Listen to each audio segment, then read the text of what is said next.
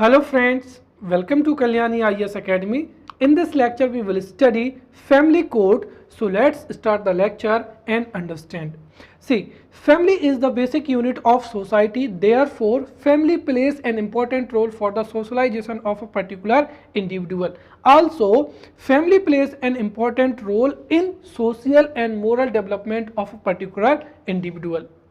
If dispute arises among the members of a family, then this dispute should not be solved or settled in high court or normal court, because if this dispute is settled in high court or any court, then there may be chances that members of family may get justice after long time, right और यदि वो लंबे समय के बाद में लंबे समय के बाद में उनको जस्टिस मिलेगा तो उससे फैमिली पर इसका नेगेटिव इम्पैक्ट पड़ेगा। कैसे? Right, second thing is that कि अगर लंबे समय के बाद में अगर ये जस्टिस मिलेगा so this may be expensive as well, right, तो घर का जो डिस्प्यूट है वह एक्सपेंसिव भी हो सकता है।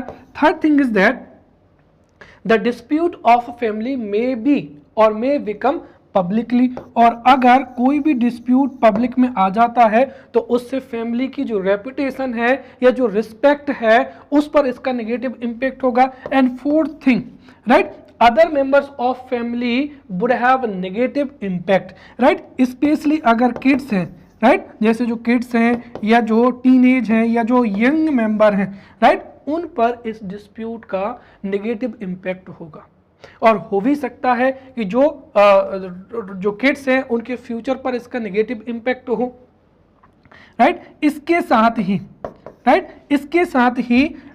साथ ही इसका सोसाइटी पर भी क्या होगा, नेगेटिव इम्पैक्ट होगा, क्योंकि जो अगर हमने देखा तो after all family is the basic unit of society, तो यदि किसी एक फैमिली में अगर कोई भी डिस्प्यूट होता है तो उसका नेगेटिव इम्पैक्ट धीरे धीरे जो है सोसाइटी पर भी हो सकता है, राइट।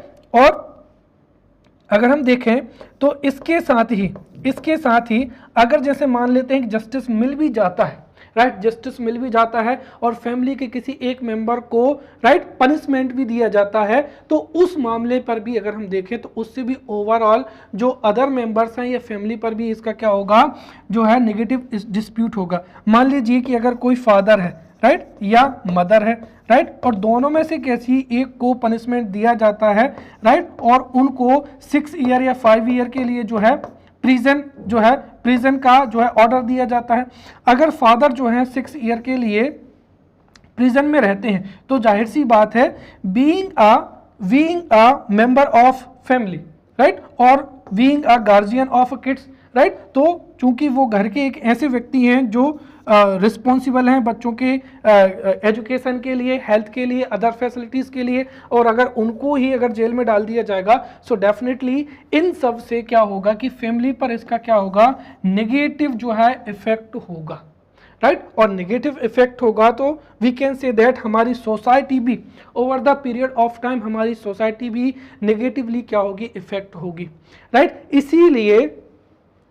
इसीलिए to settle the disputes of family a act was passed in 1984 and the act was family courts act, right, so family courts act 1984 was passed in India, and through this act a special court, right, a special court were established, and these special court are known as family court, right. So in this way we can say that family court is the court under the Family Court Act 1984 to settle marriage and other family dispute in order to promote understanding and harmony in family dispute, right. So if 3 marker question is asked in the examination, then we can write this definition, right. So simply family court is the court under the Family Courts Act 1984 to settle marriage and other family disputes in order to promote understanding, right, loyalty, harmony in family dispute. और जो family court है उनका objective होता है to bring stability and continuity in the family, right, क्योंकि अभी हमने देखा था कि अगर किसी किसी भी मेंबर को अगर प्रिजन हो जाता है या उसको पनिशमेंट मिलती है तो उसका जो है अदर मेंबर्स पर भी इसका क्या होता है, नेगेटिव इफेक्ट होता है, राइट। तो इसी वजह से जो फैमिली कोर्ट है, राइट, फैमिली कोर्ट जो है स्टेबिलिटी को मेंटेन करने के लिए, राइट, इनका जो ऑब्जेक्टिव है, the objective of family court is to bring stability and continuity in the family and to maintain the feeling of loyalty and trust among the members of family, right. इसीलिए जो family court है, इसीलिए family court में जो जितनी भी dispute होते हैं उनको एक न्यू अप्रोच के साथ में, राइट, जैसे मीडिएशन के माध्यम से या फिर नेगोशिएशन के माध्यम से या कंपेंसेशन के माध्यम से इनको जो है सॉल्व किया जाता है। क्योंकि फैमिली जो डिस्प्यूट होते हैं उनके पीछे जो रीजंस होते कोई बड़े नहीं होते, राइट। हो सकता है कि कभी खाने पर से जो है डिस्प्यूट हो जाए, राइट, जो है if members of family went to purchase a clothes, right, तो कुछ भी हो सकता है, छोटी बात भी हो सकती है, मतलब जो है कि कोई छोटा रीजन भी हो सकता है और बड़ा रीजन भी हो सकता है, और उस रीजन की वजह से अगर नॉर्मल कोर्ट में जो प्रोसीडिंग्स होंगी तो उससे जो जस्टिस होगा वो डिलेड होगा, राइट, एक्सपेंसिव होगा, सोसाइटी पर नेगेटिव इम्पैक्ट होगा, जो किड्स हैं या यंग मेंबर्स सोसाइटी पे हैं उन पर जो है नेगेटिव इम्पैक्ट होगा।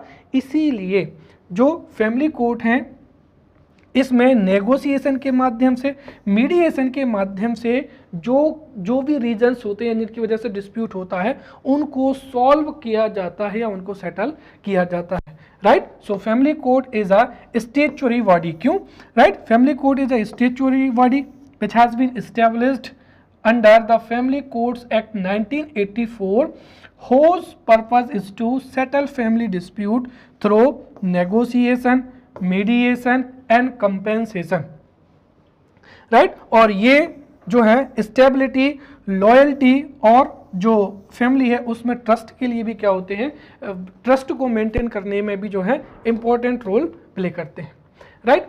इसके साथ ही अगर हम देखें तो जो फैमिली कोर्ट है, राइट, फैमिली कोर्ट में जो भी डिस्प्यूट्स को रिजॉल्व किया जाता है या प्रोसीडिंग्स जो होती है, राइट, तो फैमिली कोर्ट्स की अपनी खुद की प्रोसीजर होती है, right. The family court can determine its own procedure for ascertaining the veracity of family dispute, right. और इसकी जो स्पेशल बात यह है कि लॉयर्स आर नॉट प्रेजेंटेड, जिन मेंबर के बीच में डिस्प्यूट हुआ है वही जो है पैनल के सामने अपने अपने पक्ष को रखते हैं, राइट। तो सबसे पहली चीज तो ये है कि फैमिली कोर्ट में हैव देयर ओन प्रोसीजर।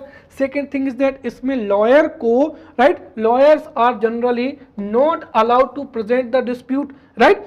परंतु हो सकता है कि कभी कोई कॉम्प्लेक्स सब्जेक्ट हो तो वहां पर भी एडवाइस के लिए लॉयर्स को अलाउ किया जा सकता है, राइट। साथ ही साथ अगर हम देखें तो जो ड्यूरिडिक्शन है, राइट, वो जुडिशियल जो डिस्प्यूट होते हैं, right, the subject of family court deals with the judicial disputes in the family, right, और ये फैमिली से जो डिस्प्यूट होते हैं उनको रिजॉल्व करते हैं, right. The dispute relating to the family affects, अगर हम देखें so not only the parties to the dispute but also other members of family, और लेटर ये सोसाइटी को भी क्या करते हैं, अफेक्ट करते हैं। Therefore through new approach, right, और वो न्यू अप्रोच क्या है, right, through negotiation, mediation and compensation के माध्यम से, राइट, या जो कॉन्सिलेटरी अप्रोच है उसके माध्यम से जो है फैमिली डिस्प्यूट को सेटल किया जाता है, राइट, ताकि जो फैमिली है उसमें अंडरस्टैंडिंग, हार्मनी और जो लॉयल्टी है वो मेंटेन हो सके, राइट। अब जो है अब हम यहाँ पर एस्टेब्लिशमेंट ऑफ फैमिली कोर्ट को यहाँ पर समझेंगे, right. This may be asked as a 3 marker question, right. So establishment of family court, see we have seen there कि फैमिली डिस्प्यूट को सॉल्व करने के लिए फैमिली कोर्ट्स एक्ट 1984 जो है इनेक्ट किया गया था, राइट, और the family courts act 1984, right, was passed to resolve dispute related to marriage and family matters through mediation, negotiation and to ensure speedy resolution, right. तो यहाँ पर जो फैमिली कोर्ट का एस्टेब्लिशमेंट होता है वो किस एक्ट के अंदर होता है, राइट, 1984 के अंदर होता है। तो सीधा 3 नंबर में हम लिख सकते हैं the family courts are established under family courts act 1984, right, to settle the marriage and family related dispute, right, through mediation, negotiation and to ensure speedy resolution, right. Next is establishment procedure of family court. Now this question may be asked as a 5-marker question. Define the establishment procedure of family court, right. तो जो family court है उनकी establishment procedure क्या होती है, right, we will see, right.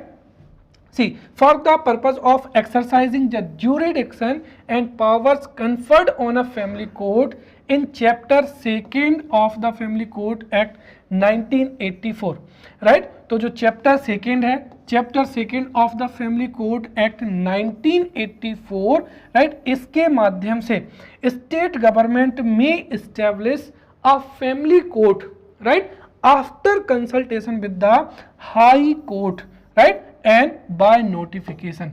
तो यहां पर 2 चीजें क्लियर हैं, right.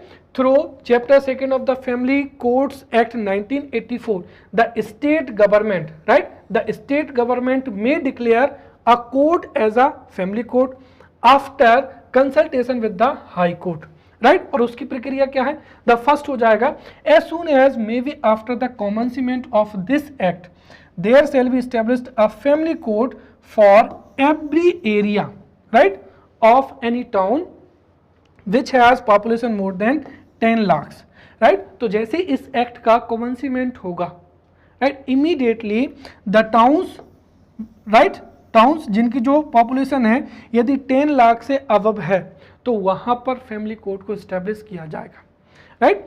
Second thing, if the population of any town is less than 10 lakh but the state government चाहे तो उस जगह पर भी जो है फैमिली कोर्ट को एस्टेब्लिश कर सकती है, right. So establish family court in the state for such other areas as it may consider necessary, right. तो जहां पर 10 लाख की पॉपुलेशन है वहां पर स्टेट गवर्नमेंट जो है फैमिली कोर्ट को एस्टेब्लिश करेगी, और जहां पर 10 लाख की जनसंख्या नहीं है परंतु स्टेट गवर्नमेंट इसको नेसेसरी कंसीडर करती है, right, over there family court may be established. Third thing is that the state government shall after consultation with the high court by notification specify local limits of the area to which jurisdiction of any family court shall extend, right. तो जो jurisdiction है वो कहां तक extend होगा, right, इसको भी state government क्या करती है, डिटरमाइन करती है। और साथ ही साथ, राइट, जो state government may increase, decrease और vary such limit of area to which the jurisdiction of any family court, right. तो जो ज्यूरिडिक्शन है ये हम ये कह सकते हैं कि limit of the area to which jurisdiction of any family court जो है एक्सटेंड होता है, राइट, उस लिमिट को इंक्रीज भी किया जा सकता है, डिक्रीज भी किया जा सकता है और वेरी भी किया जा सकता है, right. Now we will study need of family court, right, and this is most important, right, this is most important, this may be asked as a 5-marker question or 11-marker question in the examination. So we will see why the family court are needed in India, or we can say that, right, what is the need of family court in India. See, we have independent judiciary in India, but despite this family court are needed because जो भी matter अगर हम देखें तो जो high court है या court है या फिर जो सुप्रीम कोर्ट है उसमें जो जितने भी एक्ट हैं उनको एक स्पेशल प्रोसीजर के माध्यम से ही जो है हियरिंग या जो प्रोसीडिंग्स होती हैं वो एक स्पेशल प्रोसीजर के माध्यम से होती हैं, राइट। परंतु अगर हम देखें तो जो फैमिली है, right, family is a basic unit of society, इसलिए सोसाइटी में कॉन्टिन्यूटी को बनाए रखने के लिए, राइट, साथ ही साथ for the welfare of the members of family एक नए अप्रोच की जरूरत है ताकि जो फैमिली डिस्प्यूट हैं उनको सेटल किया जा सके, राइट। और इसके लिए there has been movement, right, there has been movement for the establishment of family court inside and outside India। तो न केवल भारत के अंदर बल्कि भारत के बाहर भी फैमिली कोर्ट के एस्टेब्लिशमेंट के लिए जो है मूवमेंट हुआ है। Also there are many reasons, right, which are follows. The first is some women's organization and some other organization put great emphasis on its formation, right। अब देखिए यहाँ पर अगर हम देखें तो हमारी जो सोसाइटी है, राइट, हमारी जो सोसाइटी है उसमें पेट्रियार्की है, राइट। इस वजह से there is a dominance of male member in a family, और इस वजह से जो मैक्सिमम केसेस होते हैं उसमें वायलेंस होता है वीमेंस के खिलाफ, राइट। सो जो वीमेंस के खिलाफ जो है या वीमेंस के अगेंस्ट क्या होता है, वायलेंस होता है, राइट। या हम एक तरीके से कहें कि जो मैक्सिमम केसेस होते हैं उनमें विक्टिम जो है वीमेन होती हैं, जो फैमिली डिस्प्यूट होते हैं उनमें वीमेन क्या होती हैं, विक्टिम होती हैं।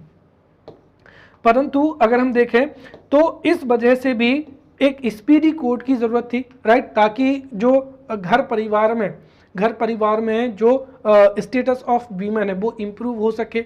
जो केसेस हैं रिगार्डिंग जिनमें फैमिली डिस्प्यूट है और जिनमें विक्टिम जो है वीमेंस होती हैं, राइट, उनको स्पीडी जस्टिस के लिए जो वीमेंस ऑर्गेनाइजेशन है, राइट, दे डिमांडेड। तो सम वीमेंस ऑर्गेनाइजेशन जो है और अदर ऑर्गेनाइजेशंस थे, उन्होंने, राइट, फैमिली कोर्ट के एस्टेब्लिशमेंट के लिए जो है मूवमेंट किया है, राइट, और उसको एम्फेसाइज किया है। सेकंड हो जाएगा यहाँ पर, जैसा कि मैंने बताया है कि अगर नॉर्मली कोर्ट में इन डिस्प्यूट को सेटल किया जाएगा, राइट, तो जो जस्टिस है, जस्टिस में भी डिलेड, राइट, डिलेड हो सकता है। सेकंड दूसरा क्या हो सकता है, एक्सपेंसिव भी हो सकता है, वही लॉयर को हायर करना, साथ ही साथ जब भी हियरिंग डेट होगी, right, present in the court, right. तो इस तरीके से अगर हम देखें तो जो जस्टिस है वो डिले भी हो सकता है, एक्सपेंसिव भी हो सकता है, और इससे फैमिली की जो इकोनॉमी है उस पर इसका नेगेटिव इफेक्ट भी होगा, राइट। इसी वजह से एक स्पेशलाइज्ड, राइट, स्पेशलाइज्ड का मतलब जो है कि जो फैमिली डिस्प्यूट को एक नए अप्रोच के साथ में सेटल कर सके, रीजनेबल, जो कि कम से कम समय में और कम से कम हियरिंग में जो है मैटर उसको सॉल्व कर दे। साथ ही साथ एसेसिबल कोर्ट, जिसमें कोई भी व्यक्ति, राइट, चाहे वो रूरल एरिया से हो, कहीं से भी हो, वो आसानी से एक्सेस कर सके, राइट।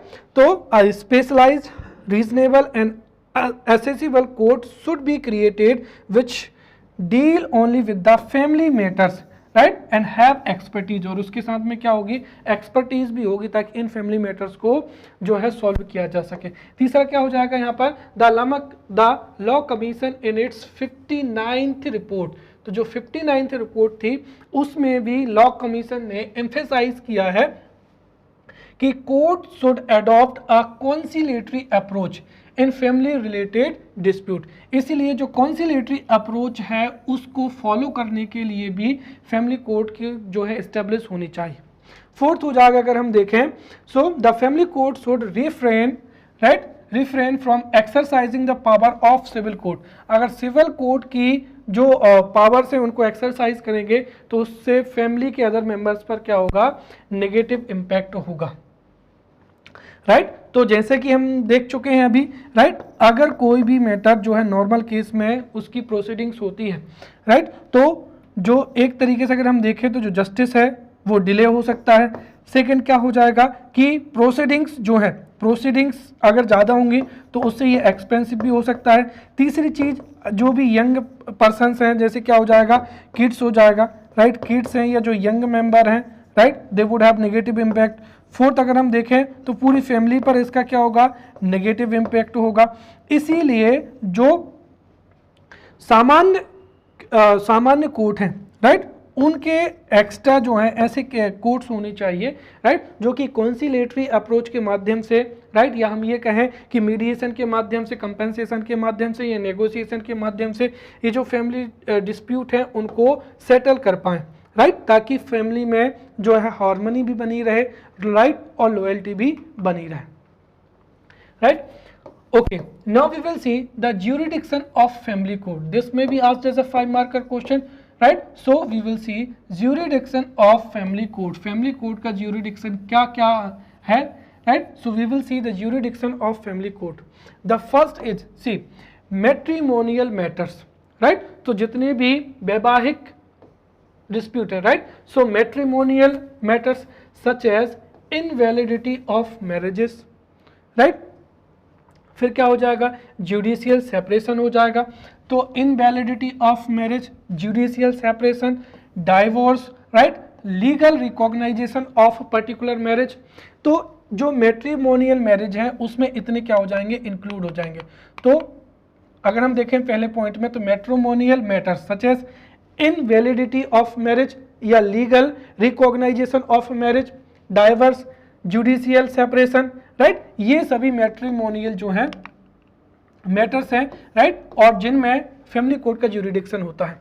सेकंड हो जाएगा matters relating to property of a couple और वन ऑफ देम, राइट. तो जो हस्बैंड वाइफ है या दोनों के बीच में या किसी एक को प्रॉपर्टी से रिलेटेड क्या है, डिस्प्यूट है. तीसरा क्या हो जाएगा, the guardianship of any person और एनी किड और एनी यंग मेंबर. सो यहाँ पर the guardianship of any person और the guardianship of a minor, right, इससे रिलेटेड अगर डिस्प्यूट है. Then the jurisdiction covers matters relating to maintenance to wife, right, maintenance to children, right, और maintenance to क्या हो जाएगा, पेरेंट्स हो जाएगा, right. Then fifth is proceedings of section 125 of the maintenance और जो कि किसमें है, आईपीसी 1973 में भी है. इन डिस्प्यूट में जो कि हमने देखे हैं, ये जो जितने भी ज्यूरिडिक्शन में फैमिली कोर्ट के ज्यूरिडिक्शन में आते हैं, राइट, इन डिस्प्यूट में, right, the responsibility for the family court to first try to reconcile, right, और settle the parties involve in a family matter. तो सबसे पहले जो है कोर्ट रिकॉन्साइल या सेटल करने की कोशिश करेगा. And for that if there is a possibility of settlement between the two parties, the family court may adjourn the proceeding to a time that increases likelihood of a settlement. तो यहाँ पर जो है हम कह सकते हैं कि शायद ये जो स्लाइड है ये आगे पीछे हो गई है. कुल मिलाकर ये जो है फैमिली कोर्ट की क्या है, एक फीचर है, राइट, कि फैमिली कोर्ट जो है प्रोसीडिंग्स को जो है या जो प्रोसीडिंग्स को एडजन कर सकता है ताकि जो सेटलमेंट की पॉसिबिलिटी है वो इंक्रीज हो जाए, right. So we have seen the jurisdiction of family court, right. Okay, now we will see appointment of जजेस in family court, right. So this may be asked as a 3-marker question or 5-marker question, how the judges are appointed in family court or what is the appointment procedure in family court. So we will see appointment, right, we will see appointment of judges in family high court. See, family high court are established under Family Courts Act 1984, right, और family court को state government जो है establish करती है after consultation with high court.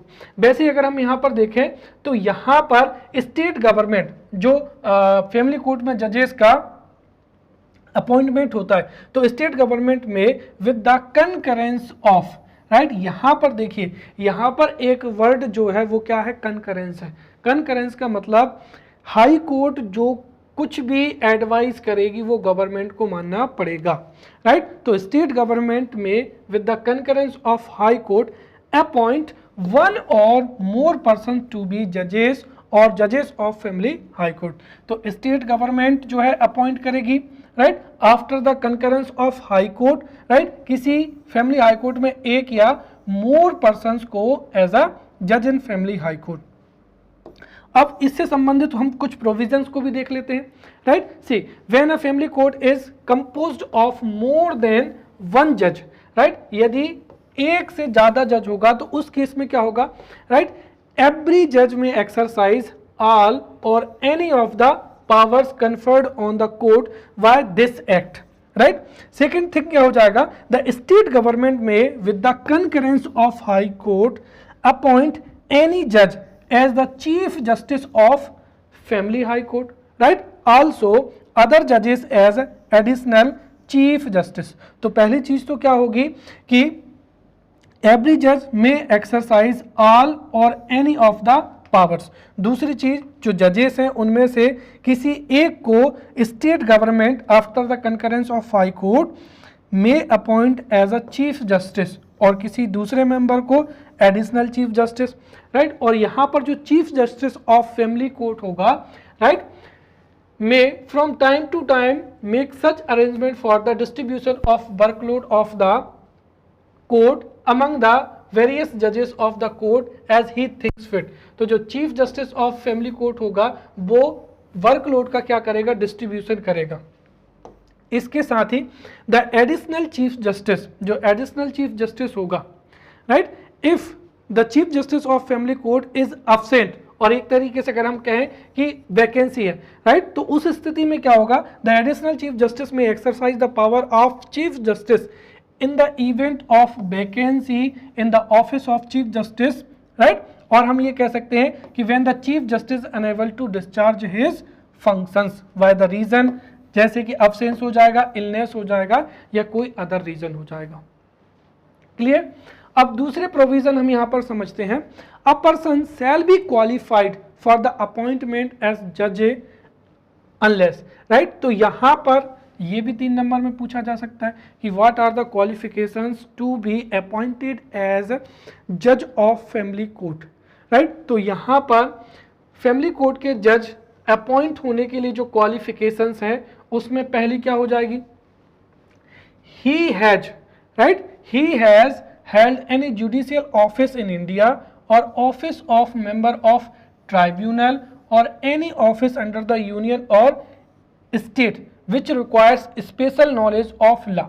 तो कुल मिलाकर if a person, और हम कह सकते हैं कि if he has held any judicial office in state or in India, right, for not less than 7 years। तो कुल मिलाकर अगर उस व्यक्ति के पास में जुडिशियल ऑफिस को हेल्ड करने का या जो है 7 ईयर से ज़्यादा का क्या है, एक्सपीरियंस है, right. So simply he has for not less than 7 years held any judicial office.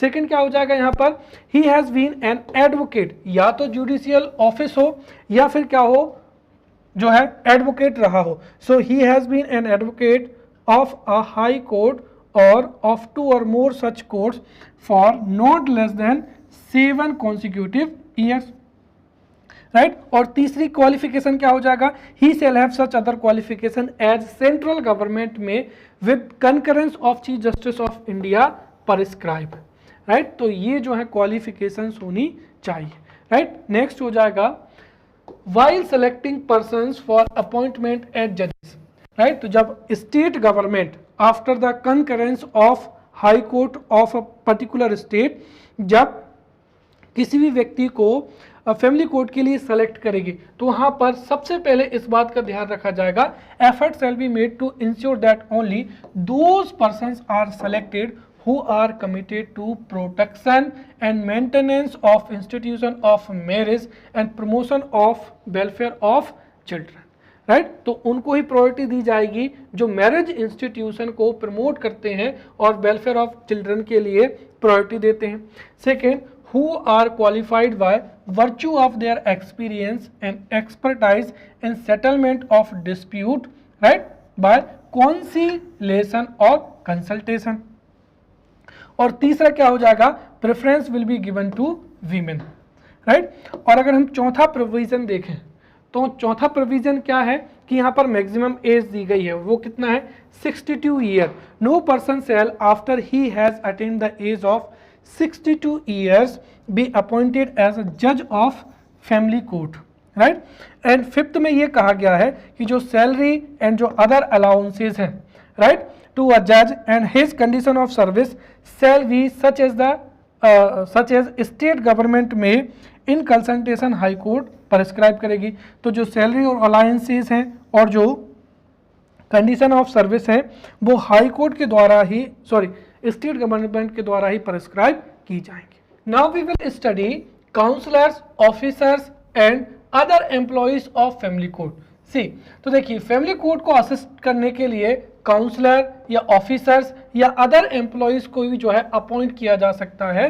तो इसके रिगार्डिंग क्या प्रोविजंस हैं, राइट, और कौन कौन से प्रोविजंस हैं उनको हम देखते हैं, right. This may be asked as a 5 marker question, right. So counsellor, officers and other family employees of family court. सो देखिए यहाँ पर जो अदर ऑफिसर्स होते हैं, राइट, उनको भी कौन अपॉइंट करता है? स्टेट गवर्नमेंट ही अपॉइंट करता है, right. So the state government shell in consultation with the high court, right? So in consultation with the High Court determine the number and categories of counselors, officers, other employees required to assist family court in the discharge of functions of family court। और जो such counselors होंगे या officers and other employees for the family court shall make arrangement as it deems fit, right? तो यहाँ पर state government, right, after the consultation with high court जो है उनको अपॉइंट करेगी। Second, the terms and conditions of the association of consultants, right, और conditions of जो service है वह भी किसके द्वारा प्रिस्क्राइब की जाएगी? स्टेट गवर्नमेंट के द्वारा ही प्रिस्क्राइब की जाएगी। Now the decision of family court.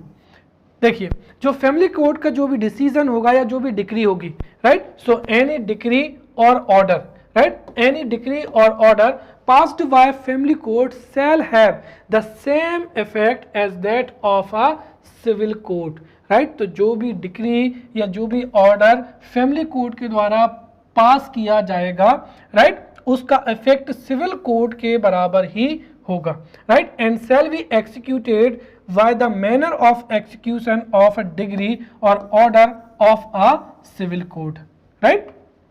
Next we will see appeals for the decision of family court, right। और ये भी important है क्योंकि इसमें 2 पॉइंट है और उन 2 पॉइंट को समझना बहुत ही जरूरी है, right। So this may be asked as a 5 marker question, what are the options for appeals for the decision of family court। ये इस तरीके से क्वेश्चन पूछा जा सकता है, right.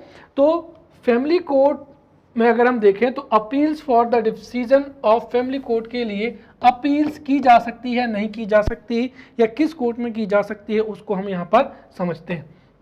The first thing is that, right, appeals, right, जो है हो सकती है, अपील हो सकती है कहाँ पर? हाई कोर्ट में, right. So an appeal can be made to the high court, right.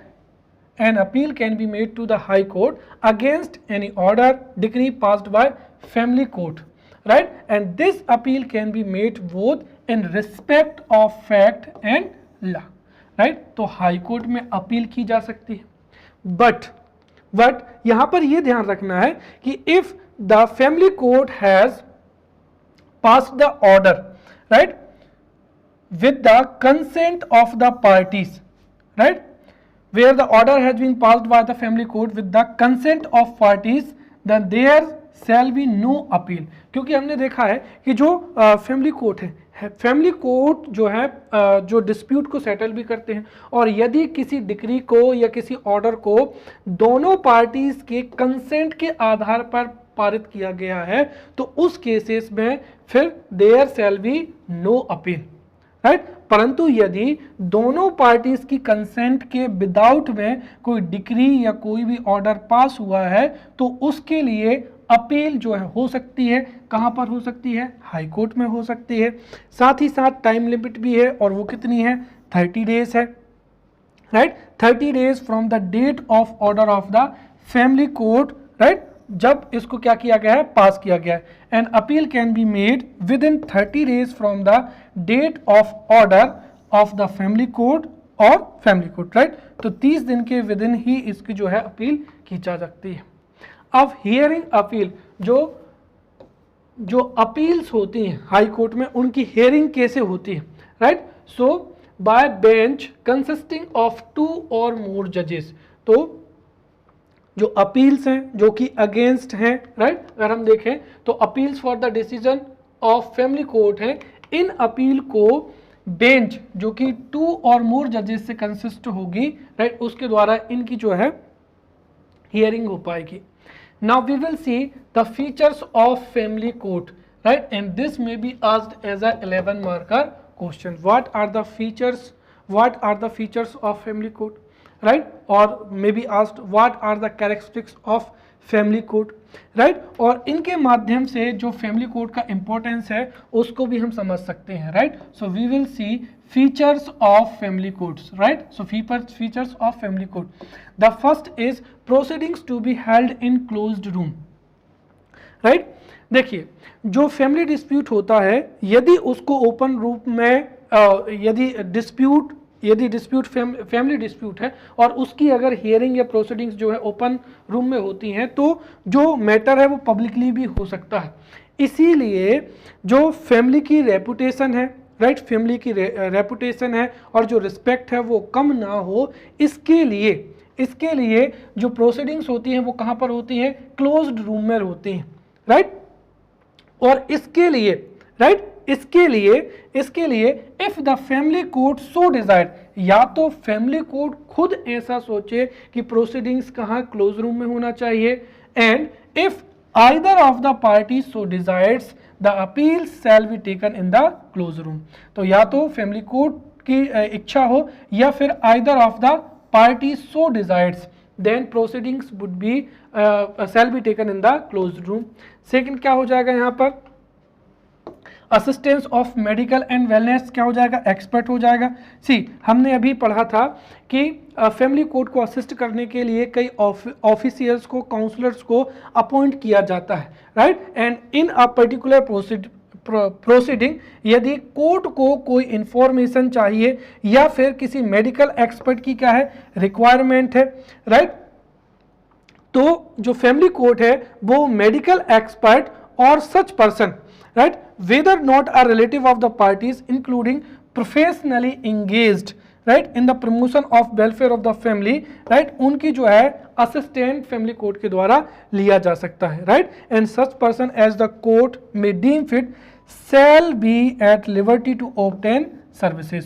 तो कुल मिलाकर फैमिली कोर्ट को किसी भी डिस्प्यूट में या किसी केस में किसी मेडिकल एक्सपर्ट या किसी वेलनेस एक्सपर्ट की जो है असिस्टेंट भी लिया जा सकता है ताकि जो डिस्प्यूट है, राइट, उसमें जस्टिस हो सके.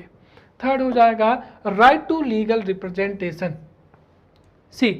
यहां पर एक जो कहा गया है कि जो फैमिली कोर्ट है उसमें, राइट, उसमें लॉयर जो है आप नहीं कर सकते हैं, राइट. अगर हम देखें तो notwithstanding contained in any law, no party to any suit or proceeding before any family court shall be entitled as a right to be represented by legal practitioner, right. तो यहाँ पर कोई भी party legal practitioner के माध्यम से अपना case को जो है रिप्रेजेंट नहीं कर सकती है. But there is a system of amicus curiae. अगर family court considers it necessary in the interest of justice, it may take the help of legal expert as an amicus curiae हो जाएगा. तो कुल मिलाकर यहाँ पर जो है कोई भी पार्टी अपनी केस को लीगल प्रैक्टिशनर के द्वारा रिप्रेजेंट करा नहीं सकती है, परंतु यदि फैमिली कोर्ट इसको नेसेसरी समझता है तो यहाँ पर लीगल जो एक्सपर्ट है, राइट, उसकी हेल्प ली जा सकती है एज एमिकस क्यूरे हो जाएगा, राइट. फोर्थ हो जाएगा मीडिएशन एंड क्या हो जाएगा? कॉन्सिलिएटरी रेमेडी हो जाएगा, राइट. हमने देखा है कि फैमिली कोर्ट को इस्टेब्लिश ही इसलिए किया गया ताकि उसका फैमिली मेंबर्स पर नेगेटिव इफेक्ट ना हो या जो यंग मेंबर्स हैं उन पर नेगेटिव इफेक्ट ना हो. इसीलिए जो भी डिस्प्यूट फैमिली कोर्ट में आते हैं उनको आर्बिट्रेशन की साथ या हम क्या कह सकते हैं कि कॉन्सिलिएटरी अप्रोच के साथ में उनकी जो है प्रोसीडिंग्स की जाती हैं, राइट. और यहाँ पर through mediation, right, through mediation हो जाएगा, नेगोशिएशन हो जाएगा, जो केसेस हैं उनको सेटल करने पर जो है फोकस किया जाता है. Now we will study functions and matters of family court, right. So this में asked as a 5 marker question. So we will see the functions of family court. First क्या हो जाएगा? Marriage dissolution हो जाएगा. See, when someone wants to end a marriage, right, they can file a case in the family court, right, और जो marriage है वो terminate की जाती है, राइट, और एक तरीके से through the case of divorce, right, and क्या हो जाएगा, अनूलमेंट हो जाएगा।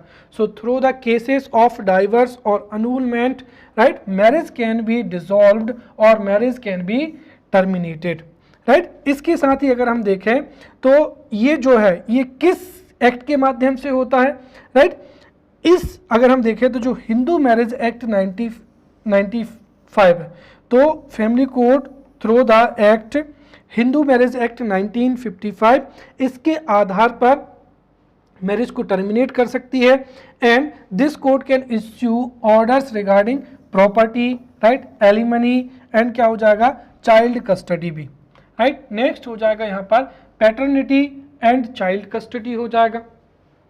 C when a man needs to be declared the father of a child, उस केस में जो फैमिली कोर्ट है वो किसी व्यक्ति को पैटर्निटी राइट दे सकती है, राइट, और इसके साथ ही जो चाइल्ड राइट है, राइट, वो भी किसी पेरेंट्स को दिए जा सकते हैं, राइट। तो कुल मिलाकर यहाँ पर फैमिली कोर्ट पैटर्निटी राइट जो है दे सकती है, साथ ही साथ चाइल्ड कस्टडी के लिए भी जो है ऑर्डर पास कर सकती है। देन प्रोटेक्शन ऑर्डर अगेंस्ट क्या हो जाएगा, डोमेस्टिक वायलेंस हो जाएगा। सी अगर जो फैमिली मेंबर्स है, अगर फैमिली मेंबर्स किसी दूसरे फैमिली मेंबर्स के खिलाफ अगर कोई भी वायलेंस करते हैं, राइट, या हम कहें कि स्पेशली वीमेन के अगेंस्ट कोई भी वायलेंस होता है, तो उस केस में जो है फैमिली कोर्ट में इस केसेस को लाया जा सकता है, राइट। तो the family or any individual victim of domestic violence can ask the court to issue a protection order to remove their humiliation, और the court issues the protection order by protection of women from domestic violence act 2005। Clear.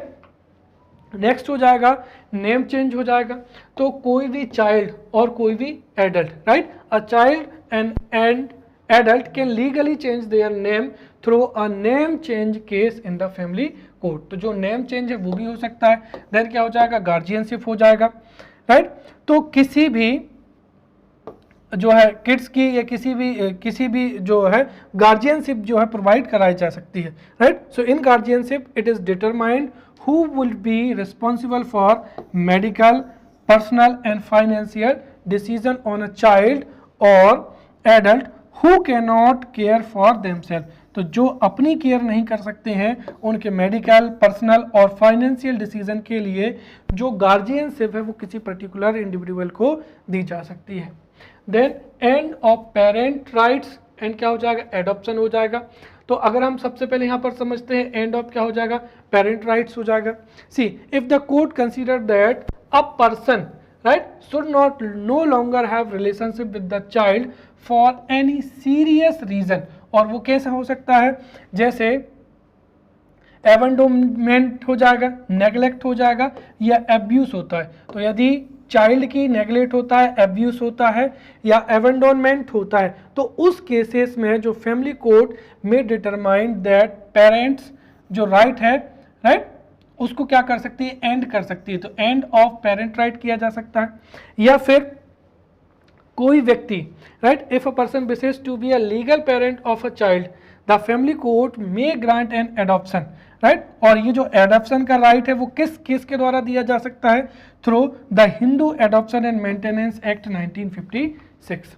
Then क्या हो जाएगा, juveniles matters हो जाएंगे, right. तो if there is a dispute related to juvenile, right, for an example allegation of child abuse, child neglect, right, or where minors are accused of participating in illegal behavior, right, उस cases में juvenile matters को जो है family court में लाया जा सकता है।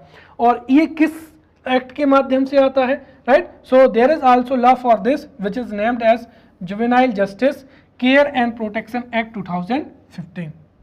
Next, liberation and acceptance of young people, right. यदि those under the age of 18, right. तो जो 18 से कम उम्र के हैं उनका जो है पेरेंट कस्टडी उनकी एक्सेप्ट की जा सकती है, और यदि उनकी एज 18 से क्या हो सकती है, अबव हो जाती है, तो उनको पेरेंटल जो कस्टडी है उससे क्या किया जा सकता है, फ्री किया जा सकता है, right. So this was the family court, और इसके साथ ही हमारी जो यूनिट 4th है, right, we have finished our unit 4th as well, right. So in next lecture we will meet with new topic, till then thank you.